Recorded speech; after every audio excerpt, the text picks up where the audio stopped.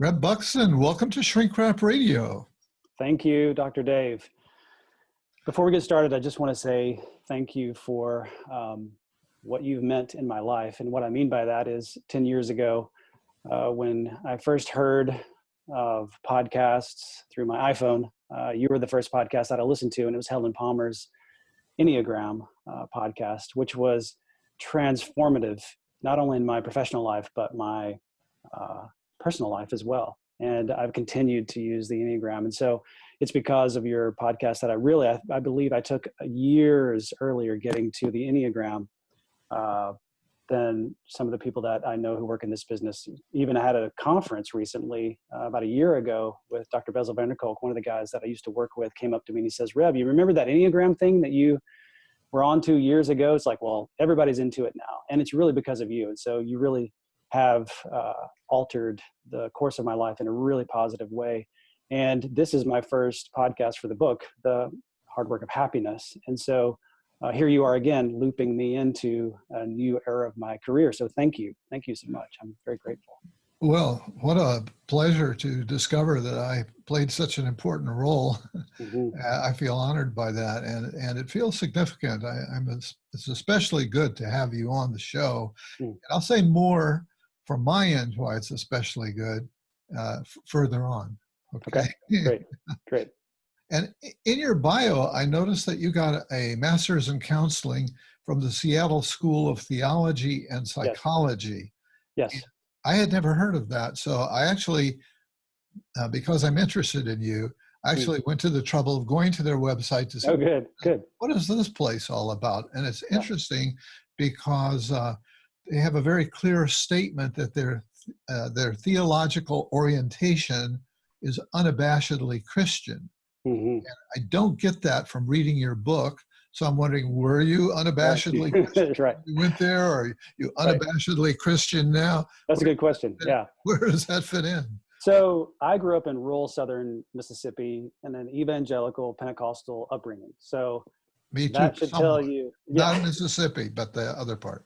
Yeah. So that's how I grew up. And so it took me till about my early 20s to figure out what I would say is my own spiritual path. That actually happened in Yellowstone National Park, which was a beautiful experience. I went with a religious group to work there, and it turned out to be the single most transformative moment up to that point in my life, because I stopped being my parents' child and I became my own man. I think I was about 21, 22 at that time. And so I started just thinking on my own. And so I think that what I would say in terms of the way that my theology has kind of developed, I would say that I'm barely Christian now. I still do adhere to some of the things that Christians believe. I like Jesus. I think Jesus is a good figure. And I refer to the Holy Spirit as a universe. That's what makes more sense to me now, because there's a lot of baggage for me with the words or the phrase, the Holy Spirit. Right. And so as I've made my own journey, my spiritual journey, I see the universe at work a lot, which I do mention in the book, a couple of stories just to kind of flesh that out a little bit. Sure. But another reason I went to the Seattle School was simply because it was, and I think it still is, it's kind of on the far reaches of what's normal. At that time, Dr. Dan Allender, who I believe he's truly a genius, he was one of the founders of the school, and I was so grateful to be able to study under him and kind of what I would call his genius. I mean, he opened my mind up to ideas I'd never heard of before that were for literally mind blowing.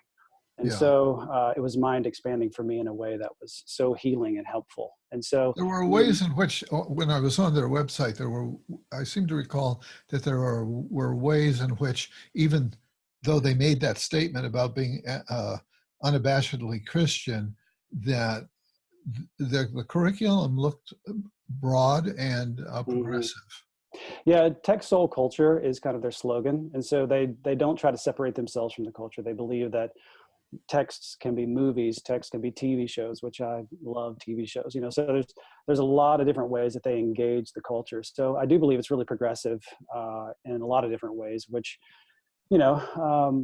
I think that I was listening to a podcast. I can't remember exactly which one it was, but they were talking about, it was a quote about you grow up with this language, and then the language becomes how you become to know the world, how you come to know the world.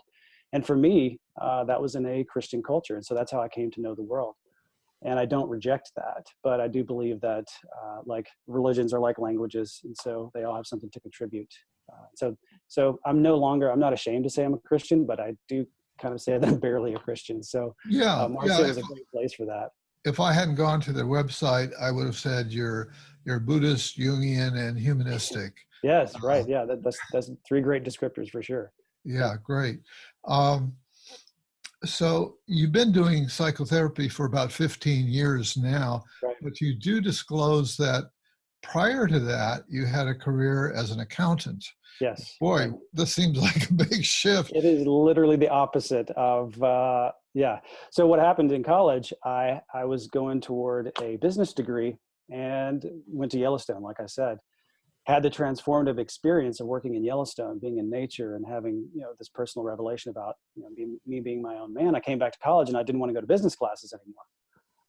So I went to psychology classes, I went to forestry classes, and nothing seemed to stick. And my dad was like, okay, we can't keep doing this. You have to get out of school. And so the quickest route for me out of school was to get a business degree. And he just says, get a degree in anything, you can do whatever you want to after that. And I wasn't able to get jobs outside of the business field. And so I ended up going to work for a financial management firm in accounting. And for 3.5 years, I looked out the window every day, dreading going to work. I just would sit there and like, why am I in here? I don't want to be in here. I want to be out there. And for the last year of that employment, I really just went on a walkabout and just asked people questions. What do you do? How did you decide what you wanted to do? This is kind of a comedic part of the journey, but the most unhappy people I talked to were therapists in that journey. I don't know why, but I still chose that field.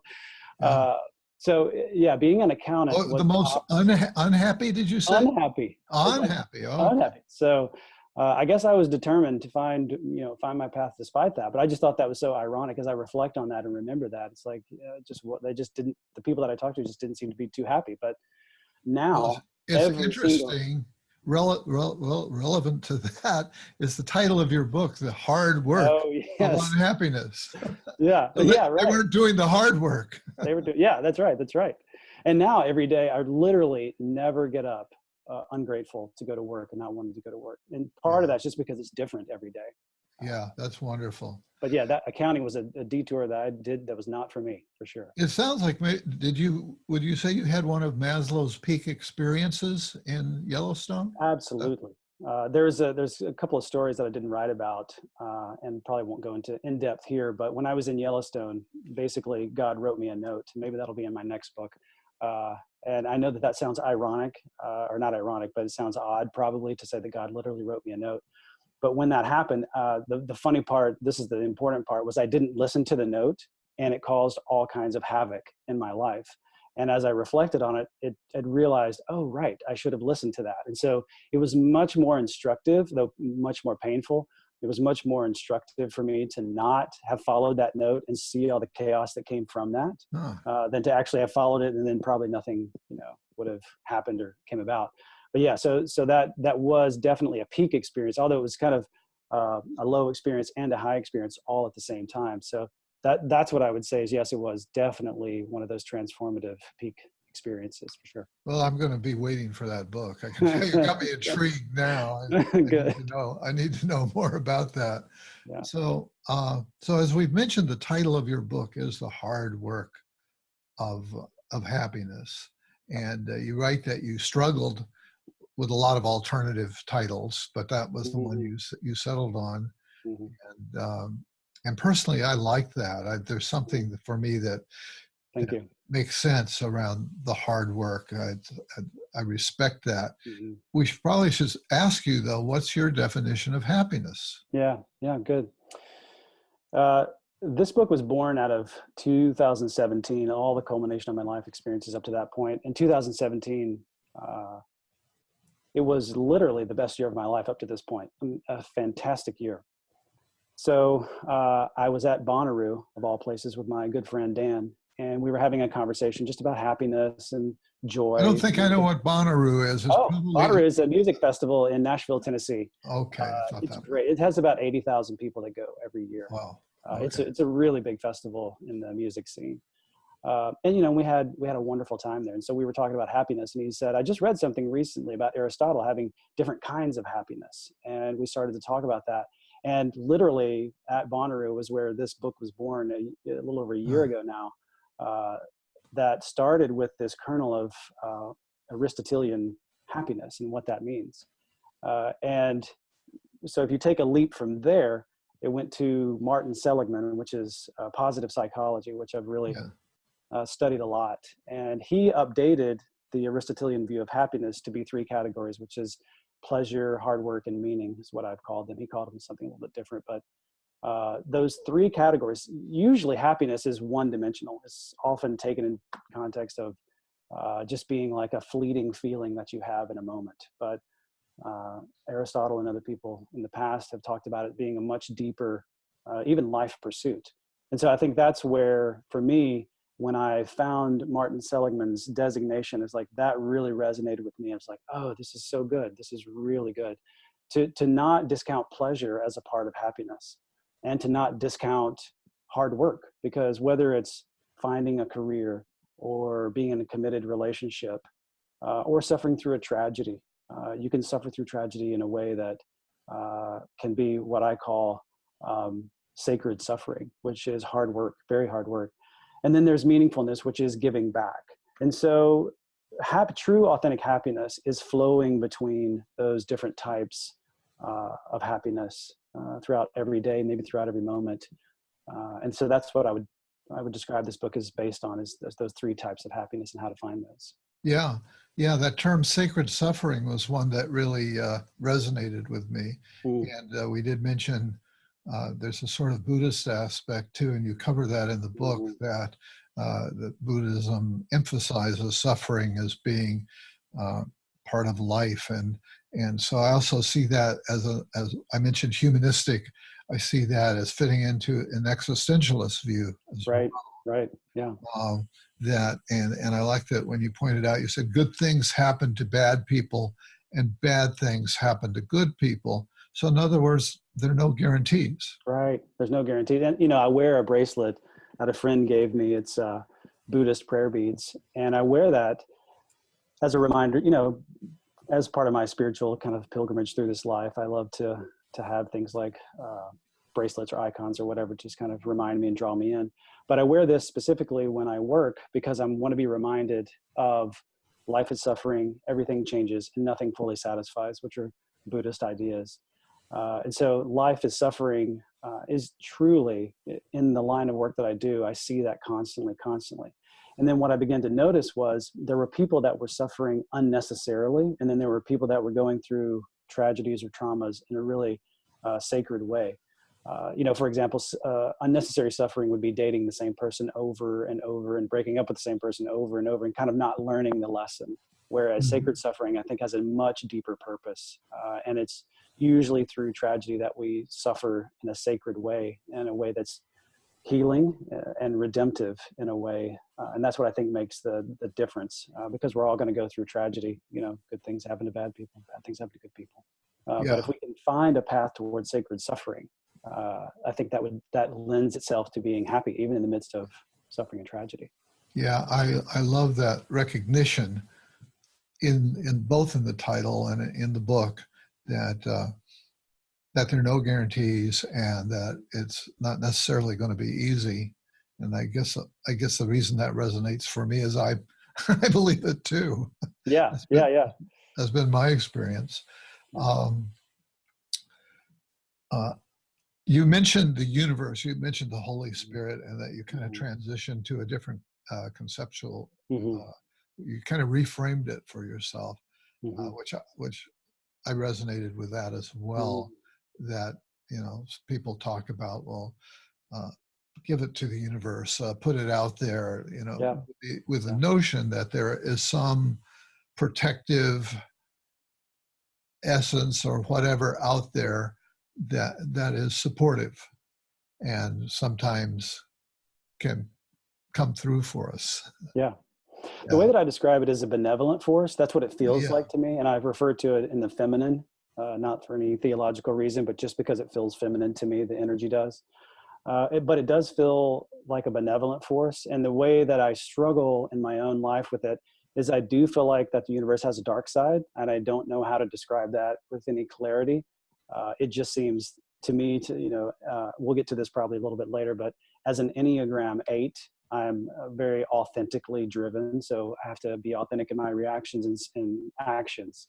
And so in thinking about the universe, when I think about what happens in the universe, that the benevolent force is often there, but there also can be a dark side to that. And it's almost like if someone's in a loop and the universe gives them opportunities to get out of the loop and they don't get out of the loop, then they can go down to a lower frequency loop and, go down again. And so I think that dark, I don't know what you would call it, dark force of the universe can have a benevolent meaning or intention, even though it still can be very painful. So that's kind of the way I would describe it as I've experienced it. Yeah. It's reminding me of Luke in Star Wars. Oh, I know. Yeah. The Force. The dark side. Yeah. Yeah. But of course, he was influenced by Joseph Campbell. In doing that. And Joseph Campbell had I heard him in an interview once, and I've never forgotten this phrase. And he said, where you stumble, there lies your treasure. And I love that phrase. I've never forgotten. And I often tell clients that where you stumble, wherever you're falling down, that's your treasure is there. And so, yeah, I didn't know that one. That's I'll try to remember that. That's a good one. Mm-hmm. Yeah, you described I felt particularly enlightened by the story that you tell of a synchronistic event that happened between you and one of your therapy clients. And we don't have to retell the story here, because the part that, there was a synchronistic thing and it was kind of mind-blowing and right. For both of you. And often we don't know what what was the point of that? Often these synchronicities are such little things. Yes. And you were kind of asking yourself, well, what's the larger purpose of this? And then you had this insight. Well, I've been telling this story for 10 years. Yeah. And maybe that's the point of it. And for me, that was eye-opening, because I've got some stories like that I've used in my teaching career all these years. Oh, man. I'd love to hear them now or later or whenever, but I would love to hear those stories. Yeah. So, so that gave me a new way to understand it, because, there's a really good purpose behind it. Yeah. I mean, that seemed like the wisdom behind it. It's like, this is a window into things that are happening that you can't see or you can't understand or you don't know, but this is a little window into, you're not in control of everything. There are things that you don't know. I love that element to it. Yeah, I do too. And what it's the function that it served for me is to remind me that there's more going on than I understand, Yeah. So, great. But here's yet another dimension of it. Sure. So in my introduction, I said I was especially happy to have this opportunity to interview you. This is the first time I've seen you in person, know what you look like, maybe vice versa too. And I don't remember if that 10 years ago, you called me or you sent me an email or something. I did. I sent you an email simply because of the Helen Palmer interview, because I was literally driving around in my Prius listening to the podcast on my iPhone. And then I had to literally pull out. I can remember the day. It was pouring down, raining outside. And I was so emotionally distraught after listening to the Enneagram that I had to pull off the side of the road, because they didn't teach this in school. And I'd never heard about it until I heard your podcast.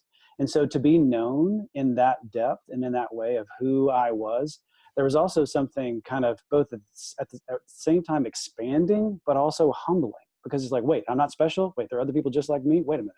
And then to have this kind of like, wait, but I am special, and so it's this expanding and contracting of like awareness and kind of, it wasn't cognitive dissonance, but it was something like that. Like I couldn't hold all the information that she was saying. And I just remember her voice is so compassionate. And so I just had to reach out. I just had, hey, I don't even remember what I said, but I don't either. But there was something about it where I felt a strong connection to you. And I had a sense that I would be hearing from you again. Good. maybe soon, you know, Yeah. but I didn't hear from you soon. Yeah. And I mean, there are not that many people, you know, this is my 13th year of doing this, and, Mm-hmm. you know, it's 700 or 800 interviews. Yeah. So now there are people I interviewed that the name and doesn't, oh, did I interview that person? Right. Right. Right. So the fact that, I mean, maybe your name's kind of unusual in a way, Reb Buxton. Um, it really stuck in my mind. I mean, I immediately knew who you were. I've thought Mm. of you over the years from time to time, just Wow. in a little way in the back of my mind. You know, was there some failing on my part that he never got back to me? I just felt like there was something there that was supposed to happen. So See, the that's why I interesting say thing I'm about especially this, glad to hear from you. well, thank you so much for that. And I think the thing is you never left me. Like you were with me every week for years and years and years. And so I was with you, you know, even though you weren't, you know, we weren't interacting in any way. And so Well, that's that's so why it good to was so powerful to be here today, because I feel like I know you, you know, I've hear. heard your stories and I've, you know, and so I think that's one of the things about doing a podcast is obviously you know, people feel connected to you and that they know you, but they really Yeah, don't. But yeah, I'm really grateful to hear that. Thank you for saying that. That yeah. means Well, a lot. I'm happy to have the opportunity to share it. Yeah. Yeah. Uh, so as we get into your book more, you have two chapters in your book that have to do with what you call stacking. So maybe Mm, you can kind of take us through the gist of stacking. right. Well, it's pretty simple. The first version of stacking is, I think the best way to make progress in your life is just to stack one good decision on top of the other. It doesn't mean you have to be perfect, but it is about the stacking of one good decision, doing that kind of hard work of, you know, maybe you want to have, you know, that second slice of cake, but you don't. And instead you go out for a walk, or, you know, that's a very simple example, but it's a big deal. And so what I would call micro moments, I think that we have these micro moments, hundreds of them every day, to make a choice that's healthy or to make a choice that's unhealthy, which that reminds me of Dan, my friend from Bonnaroo, who told me once, when I was going through a really difficult time, he said, Reb, he says, I'm starting to think less and less about good and bad and right and wrong. And he says, I'm starting to think about healthy and unhealthy. And if you're making a healthy decision or you're in an unhealthy place, you can just move toward health. And I found that to be so much more compassionate than kind of the judgmental, that's good, that's bad, that's right, Yeah, that's wrong. So the first version of stacking is just the practice of discipline, I would even say, of making one good decision, then another good decision. Basically, probably saying, better said, making more good decisions than bad decisions. And then your life will tend in that direction. And I talk about in the book that that's no guarantee. You know, there's no secret formula to success or happiness. So that idea, I would say, is the first version of stacking. yeah. We live in a probabilistic universe, as far as we know now, Right. Right. and so, you know, so as you say, there's no guarantee, but from a probabilistic point of view, you're kind of stacking things in a direction where probably it's going to work out better than if you hadn't. And I also relate it to mindfulness, because what that calls on you to do is to be very thoughtful moment to moment about, as you say, micro moments. Yeah. Right. Every micro moment, there is a decision to be made almost. And I think that that's the benefit of meditation. That I was just literally on a call with a client before I got on the call with you, who's struggling with anxiety. And the benefit of the practice and the discipline of meditation is to be aware. You know, I reminded myself from this morning till we got on the phone, be present with David, you know, Yeah. listen to his voice, see his face. I saw the rug and another one of the hanging on the wall. And I love that rug, you know, just looking at the colors and being present. So practicing that is a version of stacking, you know, the discipline of meditating on a regular basis. So Mm-hmm. yeah. Mm-hmm. Okay, so I kind of interrupted you. You were talking about maybe the first chapter, which Yeah, is right. stacking up the healthy choices. Right. And then what was the other side of that? I don't even remember. So the second version of that is the star profile that I came up with that has Oh all yeah. of the different dynamics, which it would be so interesting. It would kind of it would just be very interesting if I could look at you and see, because you look normal. You know, I look normal. Everybody kind of has a kind of a normal. We all kind of look the same, but in our minds, the way that we're constructed so differently of all these factors coming into our mind, if we could see that kind of like displayed over their head, we would know it's like, oh, I'm not going to be attracted to that person, or I don't want to go down that road, you know, but we don't. We just look at someone and we find them physically attractive. And so if we want to, we move into a romantic relationship. But the second version of stacking, which is I call the star diagram or the star profile, refers to subconscious temperament and automatic reactions. That's kind of what the star stands for. So in that, it has the Enneagram, it has introversion, extroversion, ambiversion. It also has the instinctual stack of sexual, social, and self-pres, which is a sub-part of the Enneagram personality system. And then it has attachment styles, which is anxious, avoidant, and secure. And so when I work with clients, I use that framework to help them kind of visualize and see all these different dynamics. So these are just 3 systems of hundreds of ways to understand the mind. I just took these because they're so approachable. And so it took me a long time to come up with just the simple diagram of a star. I tried a lot of crazy designs, but I just really just came back to that design because it just seems so simple and easy to understand. So that's the second version of stacking, is when you begin to learn about yourself. And I often tell clients that every solution to every problem that you'll ever have must begin with awareness. And so when I work with clients, I see it as a raising of awareness of a lot of different factors, which brings into the fact of the hard work of happiness. I think that finding out all these things about yourself, discovering them, doing the work, is kind of hard work. It takes an intentional effort over a long period of time to really understand yourself and other people in depth. And so that's the second version of stacking that I talk about in the book. Yeah, and you also talk to clients about addressing their impossible problems. Oh, yeah. Yeah. I came up with that one because I felt I've struggled with a lot of impossible problems in my own life. And I got a lot of pushback from people when. How so? Well, they didn't like the word impossible. They were like, problems are not impossible. I guess what it's easy to misunderstand when you make the phrase, because people can't see me doing little air quotes when in the book or whatever. Yes, right. But when I say impossible, it's because people don't come to therapy to figure out what kind of car they want or what to name their child. I mean, those are relatively easy, although naming a child can get really difficult.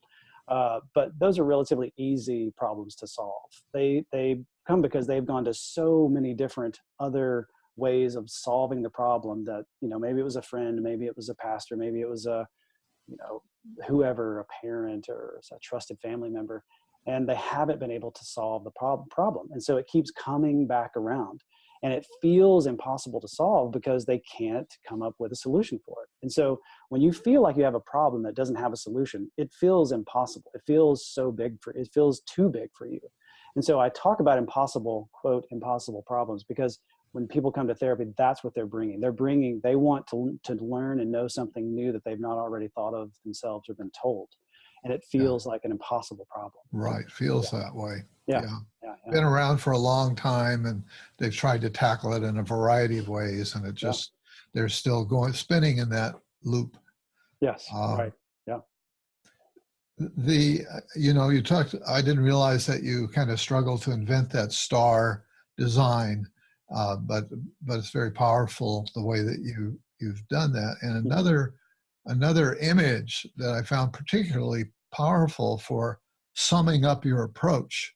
And I gather you said that when you get a new client, you want them to have some sense of what they're in for in working with you, what your approach is going to be. And so this comes out in the chapter that you titled The Footstool and the Clock Tower. Oh, yeah. Right. And in there, I'm not sure I remember the clock tower as well as I remember the footstool. The footstool image is just so powerful. What's the clock tower? And then we'll go into the footstool. Okay. Well, you need the footstool to explain the clock tower. So let me start with the footstool. So I use a yellow legal notepad. It's kind of like my tool of choice. And so when I meet a new client, I want them to know how I work, because they want to know, what are we going to do in therapy? Because so many people, they know they want to talk to somebody and they know that therapy is probably pretty good, but they have no idea how therapy really works, which is one of the reasons why I wrote this book, because the work that we do is so private. You know, you don't talk about it the way you talk about other, you know, work that other people do. And so, when somebody, I think it's a reassuring thing for someone to explain, like, this is what we're going to do. So I draw a 3-legged footstool, and I tell them that each of the leg represents one of the theories that I work with. And one is the Enneagram, one is IFS, and the other is attachment styles. IFS, you can't just say IFS. Yes. IFS. Okay. Internal family systems. Right. Yeah. So that's right. That's right. So then there's the brace that connects the legs in my picture.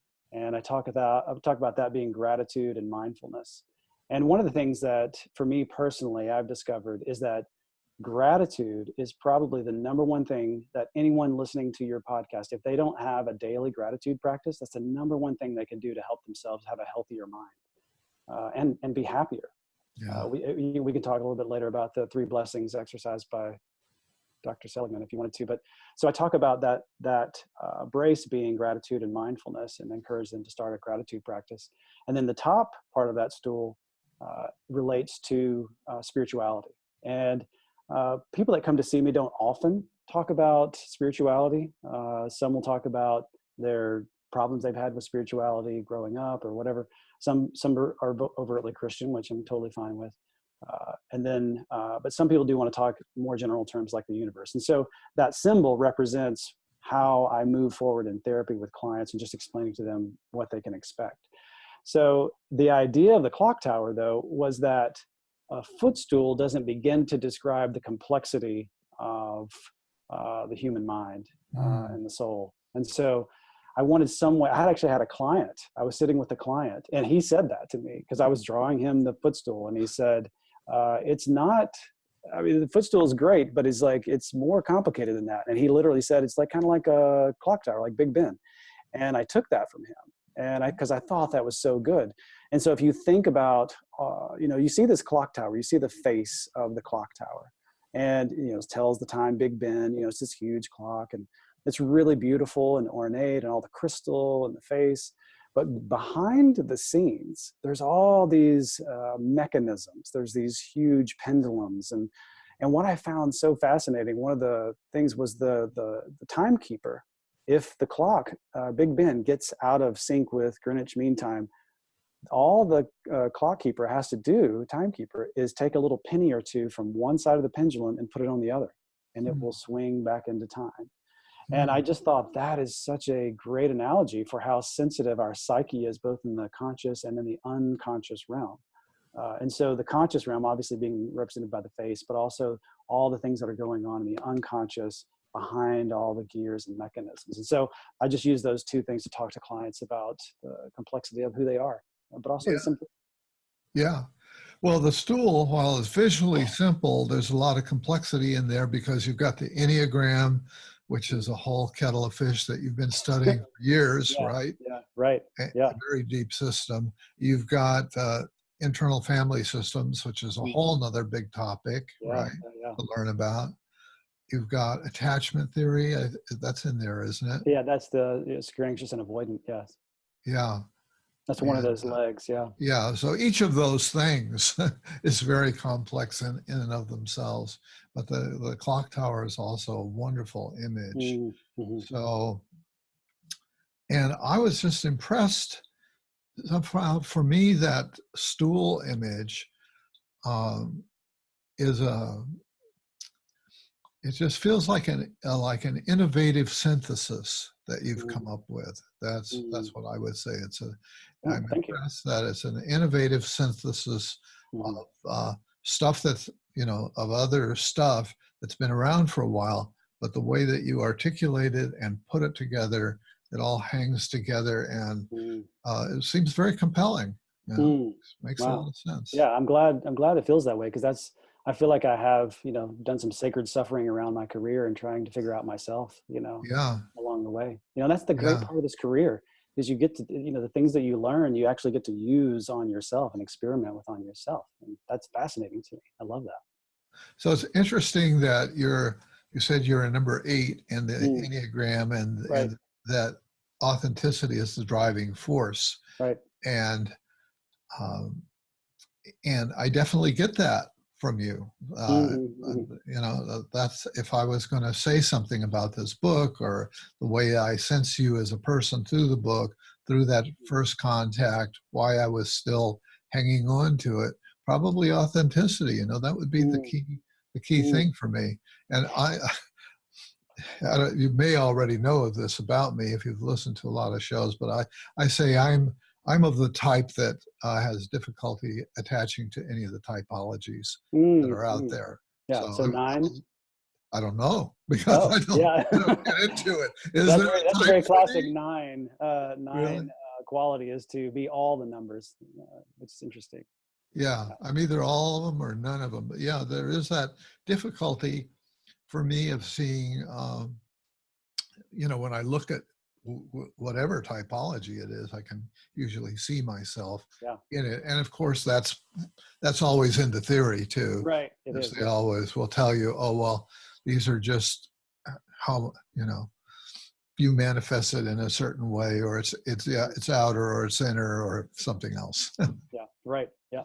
Well, 9 is definitely pegged as one of those types. It's called the Peacemaker, which you definitely have Peacemaker energy. And so the kind of the comedy thing about the 9 is that they kind of become whatever number they're around in a way, which is how you become a peacemaker. It's like, you know, because 8s have such conflicting energy, you know, they're just constantly in conflict, you know, and challenging is that's one of the names of it, is the challenger. And so that's hard to be peaceful when you're challenging either yourself or others all the time. And so you do have a very warm, inviting peacemaker energy. So I would say that is probably what you are. I would guess. Huh. Wow. It'd be fun to talk more at length about that, but we should go on to talk about your book. Right. So we could go into more detail because I like the way that you developed each of those parts of the stool. And maybe there isn't time to go into as much detail as you do in your book. There certainly isn't as much time to do that. But maybe you've kind of hinted about the Enneagram. Talk about internal family systems and talk a bit about attachment, because I liked your take on attachment as well. So I think that there's been these evolutions in my just humanity, just me as a man, as I've gotten older, as I've gotten wiser. And I've had these moments, you know, we talked about an epiphany moment in Yellowstone, which was transformational. I mean, when a boy becomes a man, it's like, I probably should have done that a long time before that, but that was literally the moment I can remember that. And kind of a funny story on that is like when I had short hair when I went there, and I had long hair when I left there, and I kept growing it longer and longer. So I used to have hair down to here, if you can imagine that. But that was one of those moments where it was an epiphany experience, was just kind of, you know, separating from my parents. I would say that experiencing graduate school and the healing that happened there was another epiphany experience. And then getting out of school, doing the work, the hard work of being a counselor. Maybe that could be another book. I don't know. Just the Enneagram. So that was that kind of an epiphany, an awakening inside of me. And I would say that I learned about internal family systems from Dr. Bessel van der Kolk's book, The Body Keeps the Score, which highly recommend. Sure. And one of the reasons that 2017 was one of the best years, or the best year of my life, it's such a, 8s have this problem of being so just kind of, they have to be black or white. They just have a hard time. So it was one of the most amazing years of my life. I've had a lot of great years in my life, but I got to meet Dr. Bessel van der Kolk at a conference here in Nashville. And it was, during that conference, he actually said something that was truly profound that I'd just love to throw out there to you and your listeners, because it was really helpful for me personally and professionally. But he was talking about trauma. And he said, the past is the past. It's like, you can't do anything about it. It's already done. And he says, but what matters though is how alive the past is in your body today. And I found that to be so profound, and just thinking about, you know, because we often don't realize, it's like, even though something happened in the past and you're feeling it today, it's still alive in your life. And so reading The Body Keeps the Score was, wow. I mean, I could only read 10 pages at a time, and I would just literally fall asleep. because it was so dense and heavy. Yeah. And so when I learned about internal family systems, I had another one of those epiphany experiences. Like, it was mind blowing to think of myself in what's called multiplicity. And other theorists from the past have thought about multiplicity. Carl Jung, Right. with id, ego, superego. Did I say Carl Jung? I meant Freud. Yeah. Freud with id, ego, superego, and Carl Jung with animus and anima. So they've had different ideas about parts. And so, when I talk to clients, I just explain IFS in a very kind of straightforward way. I'll say, all of us talk in parts language all the time. We'll say things like, part of me wants to go to the movies with friends tonight, and part of me wants to just stay home and watch Netflix. Like, those are two different parts. And one of the things I want every client that I sit with to know is that these parts of you, these different parts of you, are all trying to bring you something good, every single one of them. And I think that that's such a redemptive part of this model, is that it looks at you, even the parts that are very difficult, they're trying to bring you something good. And I really want to kind of take a little serious turn here for a second. But as you know, in this work, we're often talking to people who are suicidal, and they'll tell us the stories of how how they got to that place in their life. And, when they tell me that tragic story, what I will say to them is, only part of you wants to kill yourself. Not all of you, only part of you. There's other parts of you that want to have a good life, have meaningful relationships, do good work, but there is a part of you that wants to kill yourself. And I will say to them that this part of you is despairing and hopeless. That's what it's feeling. And so when I say to them that this part of you that wants to commit suicide is just trying to bring you something good, I can see a wash of anger and confusion come over their face, because they can't imagine how the worst thing they've ever felt in their entire life is trying to bring them something good. And I'll remind them that this part of you is only part of you. It's trying to bring you something good. It's despairing and hopeless, and it just wants to bring you peace and rest. That's all it wants to bring. And when I get to that point, I can see their bodies relax just a little bit, because they can get a little bit of distance from that part of themselves. And when they get that distance, they can realize, oh, it's just a part of me. It's not all of me, because it feels like all of them when they have that in that moment. So as I'm talking about the different parts, what I will say to them is that you have all of these parts. Common parts is what, mother, father, son, daughter, friend. But then you have uncommon parts that not everybody has. Like a astronaut or a professional athlete might be uncommon parts to some people. But we can also have uncommon parts that are just based on our life, just based on our life experiences that a lot of other people don't have. Trauma victims have this a lot, have these uncommon parts. So the point in internal family systems is to bring in what's called self-energy. And self-energy is so beautifully captured in what's called the 8 C's. It's compassion, calm, connected, clarity, courage, confidence, curiosity, and creativity. Those 8 words are self-energy. So self-to-part relationships. We often will lead with a part of us. That client I was just talking to, she was talking about being anxious about this event when something would happen in her life. And when she does that, that's a part that's leading her life. She's not leading from her true self, what I call the true self. And so when we have self, our true self, that's leading the parts, those parts then begin to trust that the true self is actually out for their good, because it will display curiosity. You can ask that part of yourself, like even the suicidal part, you can ask that part questions. Why do I want to commit suicide right now? What is causing this? What does this part need right now to feel safe? And so we can begin to have this internal dialogue with our parts, because what happens is, and I'm sorry to keep returning to the suicidal reference, because I know it's a very serious topic for a lot of people. But in those type of dynamics is you have this polarization that happens between parts. And that's what causes so much internal conflict. Like, there are parts that want to live, and there's a part that wants to die, or maybe many parts that want to die. And that internal conflict is what creates depression and anxiety.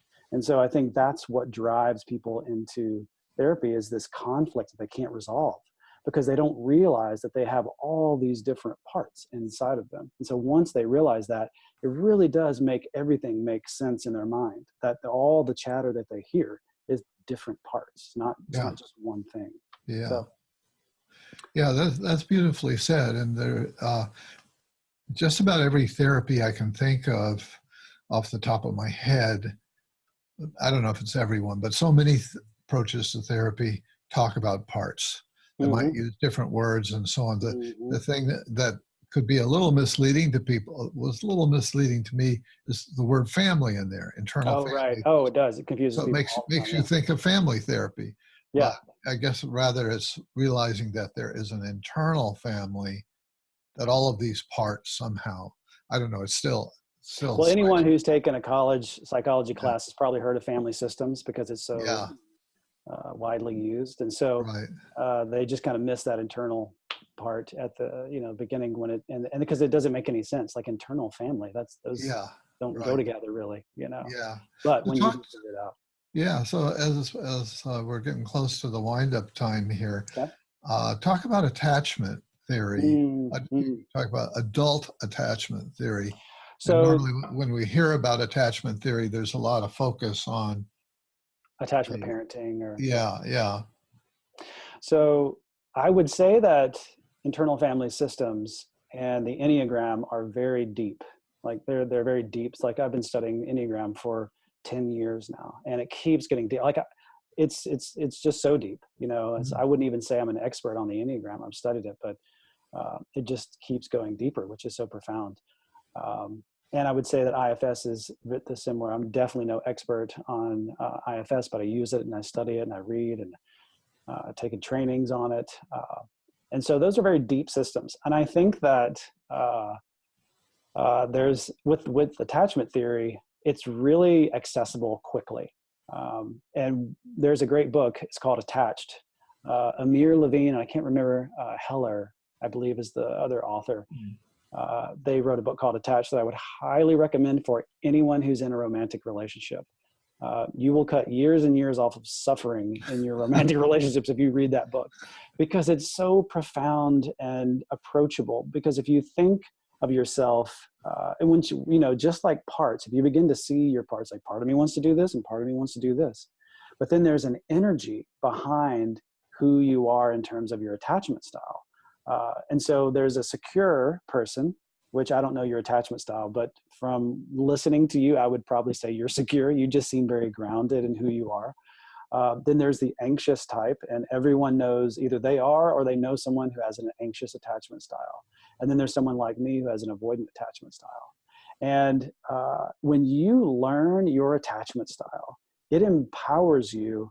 Unless you're an avoidant, then you run away from it at first, but then you come back to it. But it empowers you in a new way to think about how you attach to other person, because it really is the bonds that we create.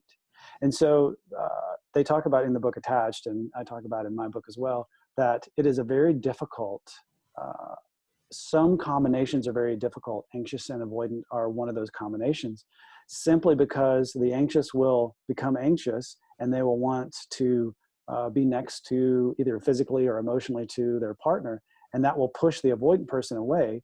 Then the avoidant will come back. It's this push and pull that happens between different attachment styles. And so in terms of secure, anxious, and avoidant, secure is someone who is calm.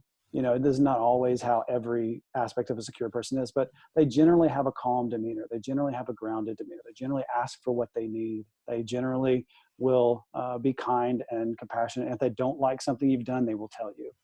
An anxious attachment style is kind of the person that texts like, well, I just texted you 5 minutes ago. Where were you? Yeah, that's kind of one of the classic current day iterations of an anxious attachment. It's like unless they're around their attachment figure, they get very anxious. And then when they're around their attachment figure, they feel calm.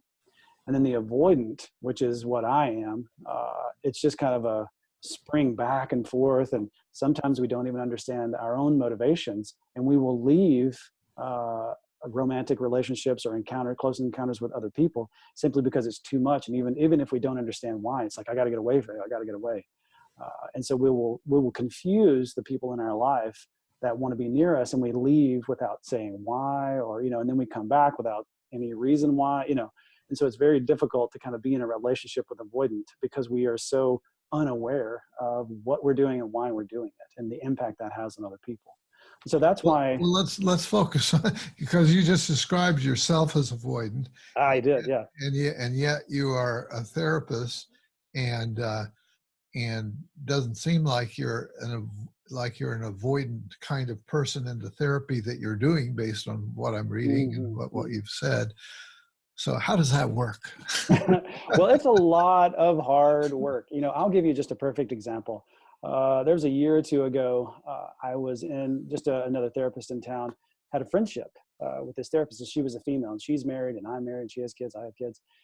And it's just hard for adults of the opposite sex to have a friendship at this stage in life, because it's just so busy, and there's all, just all these conflicts of just, it's hard to just, like with a buddy, with a guy friend, I can just go off and do things, but you can't just go off and do things with the female. And so I wanted to have a different, like I'm just a more intimate relationship that was not inappropriate, but just kind of closer, just like a close friend. Because as I referred to the universe as female, I just feel I would probably call myself a guy's girl. I guess you could call me that. And so I feel I like that feminine energy, but it just couldn't work out. Like it just wasn't working out. And so I was disappointed. I was just sad and disappointed that the relationship couldn't work out. And so I got an email from her one day, and it was kind of like, hey, how's it going? Just checking in, see how you're doing.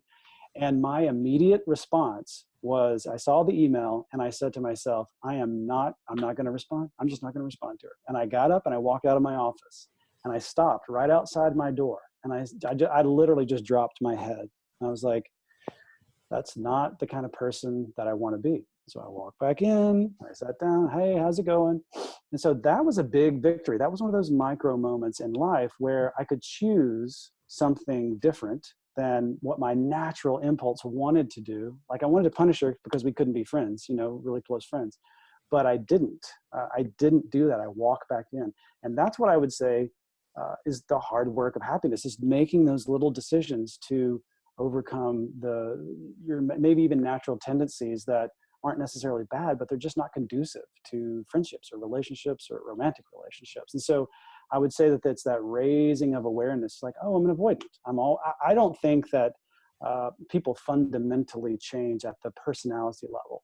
I think that people have to adapt, and that was an adaptation. And so what I often say to people is the only difference between me and my clients is like, there's a huge gap of time between when I used to experience something like an avoidant and then make a change, and what I do now. It's almost just like that example said, it's almost instant. And so that's what I want people to do, is I want to have a greater awareness so they can see what they're doing. If they're anxious, if they're texting their husband 4 times or texting their wife 5 times at night because they haven't been home, they haven't responded to them in the 5 minutes, to be aware of that. Like, oh, which parts of me are feeling that? Why am I feeling that way right now? Oh, fear, that fear of, they might leave me, or they're not interested in me, and so as you raise that awareness, you can then do something. You can sit, and that gets back to sacred suffering. When you sit with who you are, that gets back to that sacred suffering. And that's the good work, the hard work of us finding authentic and meaningful happiness. That's a great wrap for our discussion, I think. That is good. Because you've brought it back to the hard work, Yeah. which is the title. Yeah. And I just love the way that you've wrapped this up. Is there anything more that you wish to say before we call it a day here? I really do think that, I want to remind your listeners that gratitude is one of the most powerful things you can do. So simple. Every day, be grateful. David, I'm so grateful for you. I'm so grateful for this opportunity to share with others about my book. I'm so grateful to hear about this connection. I'm going to follow up with that. I'm not going to leave you hanging this time. I want to continue this relationship, but I'm so grateful for that. And so just so grateful for what I've had the opportunity of experiencing in this profession.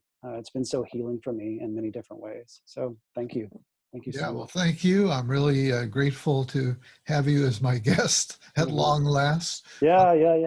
And I guess you wanted to grow up a bunch before. I did. I needed to. Before we got here. Yeah, I did. I needed to, for sure. Yeah, and me too. So, yeah. Great. Okay, thanks for being my guest on Shrink Wrap Radio. You're so welcome. Thank you.